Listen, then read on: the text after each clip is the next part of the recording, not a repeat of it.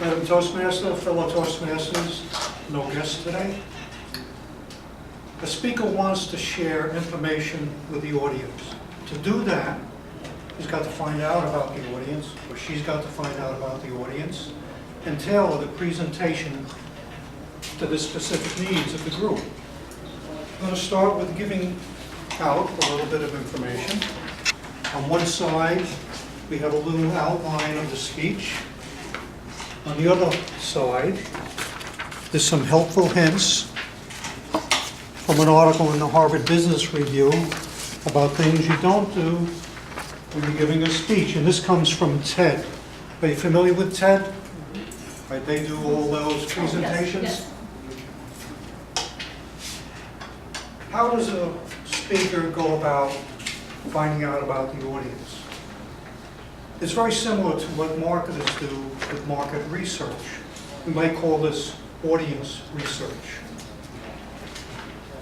You're going to do research on all the various parts of the audience, the characteristics of an audience. You want to do age. And age is very important because it gives you a frame of reference for the events and experiences the audience has had. For instance, if you're going to give a speech to people born after 1970, you're probably not going to ask them where they were when President Kennedy was assassinated. If they were born after 1990, you're probably not going to ask them how they felt when Ronald Reagan stood at the wall in Berlin and implored, "Mr. Gorbachev, tear down this wall." If you're giving a lecture to senior citizens, you're probably not going to tell them how bad Kanye West has it and that his job is more difficult than that of a combat soldier over in Afghanistan. You also have the female to male ratio. An audience that's 99% or 100% female probably doesn't want to hear about the bloody mixed martial arts competition the day before. And the male audience probably doesn't want to hear about the Gardenia Festival. Occupation and economic status is very important. If you have a room filled with everybody in the same occupation, you can use industry jargon and buzzwords and it's fine. But if everybody has different backgrounds and different things that they do, if you're going to use any industry jargon, you're going to have to explain what that jargon means beforehand or avoid it altogether. And economic status has a great influence on how people think about the world. Educational background. What if you have a room full of PhDs? You can use polysyllabic words, compound complex sentences, at least to a certain extent. But for most people, you want to use short sentences and average words that you hear every day and make it very conversational. Political orientation. That is a huge red flag. Unless everybody in the room is of the same persuasion, I would avoid it. Leisure activities. If everybody in the room golfs or plays tennis, you may want to tell tennis stories or golf stories. Let's take a look at Toastmasters. Toastmasters age runs from 25 to 54. That's 65%. In other words, 65% were born between 1960 and 1984. That gives you great background for thinking about what might be interested in. They're highly educated. 80% have a college degree. They're about 53% female and 47% male. Come on, guys. Join up. 68% are employed, and 14.7% actually, are self-employed. So in other words, 83% have some type of business connection. Looking at this information up here, what possible subject could you speak about to Toastmasters? Can anybody venture a guess as to what the #1 topic might be? Self-improvement. How about better speaking? Every Toastmaster wants to speak a little bit better. You could do something about education, some esoteric subjects, because everybody's fairly well educated. And you also could talk about business. 83% are involved with business. They might want to know about marketing or business organization. Then keeping the audience's attention. I had an experience where I didn't go and check out the room first. I was going to be the test speaker up in Boca when they had their evaluation contest. That night I got to the meeting early so I could check the room out. I expected 50 or 60 people would be there. I opened the doors to the assigned room.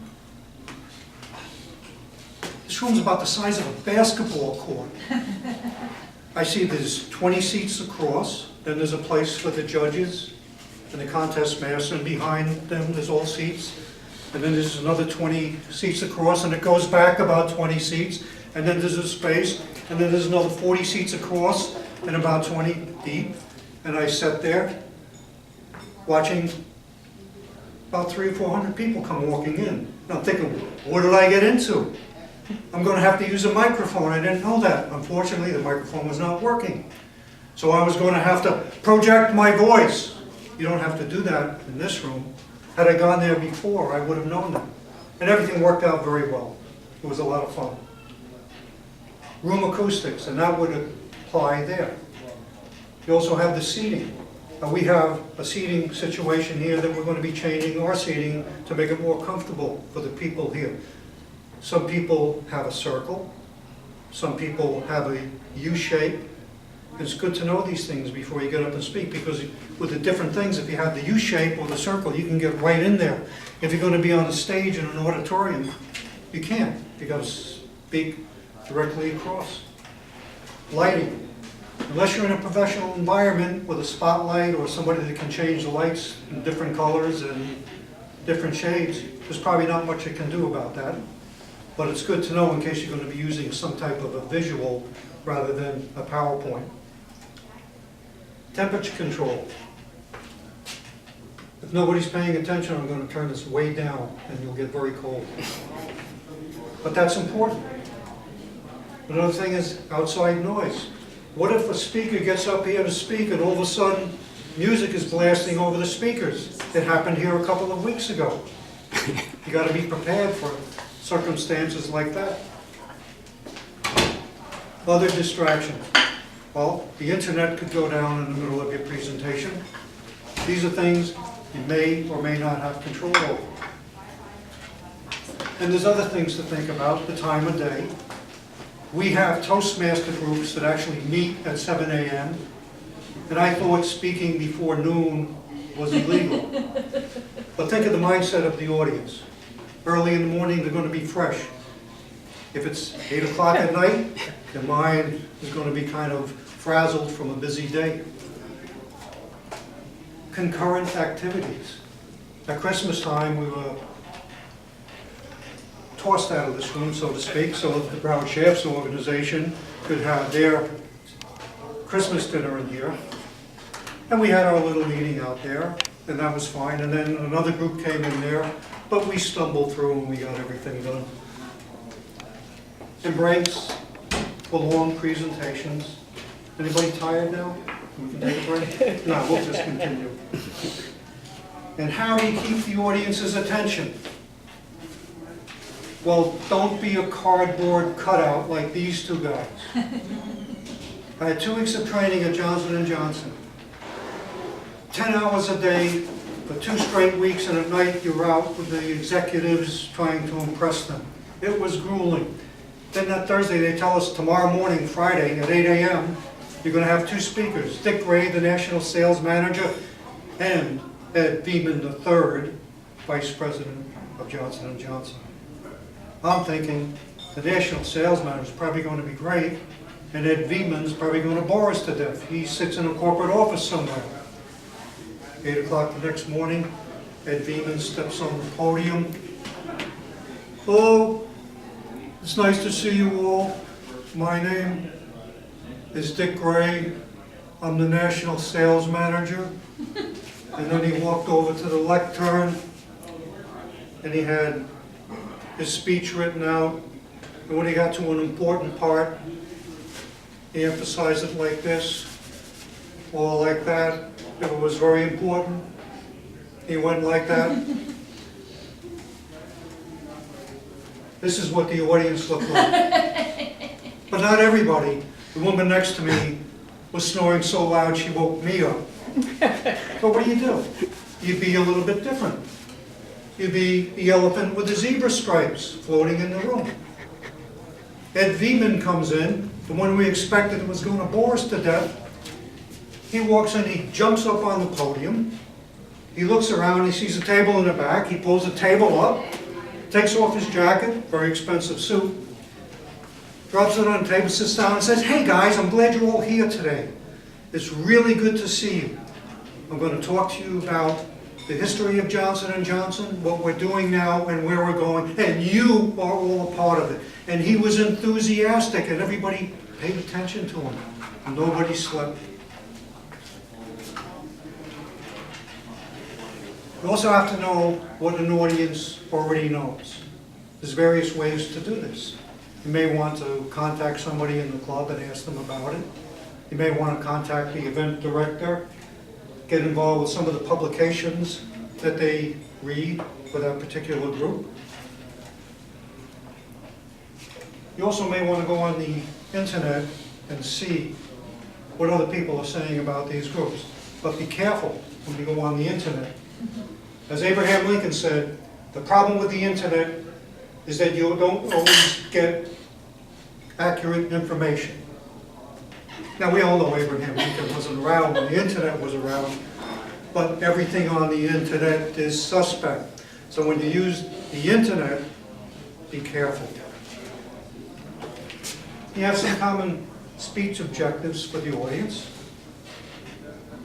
Audiences want to be informed. They want to be inspired. They say they want to be persuaded. I'm not so sure about that. Some audiences don't want to be persuaded. And they want to be entertained. Some audiences just want a story. And that's okay. Depends on the audience.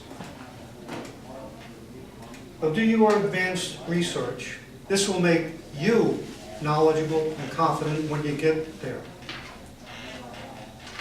Research the audience, research the information. And that'll get you to overcome any jitters, give you positive energy, and make it a friendly environment. In marketing, we know the question that every consumer asks. And it's the same question every audience asks. What's in it for me? When you're preparing the speech, think about what's in it for the audience, and you'll have a great speech. Madam Toastmaster.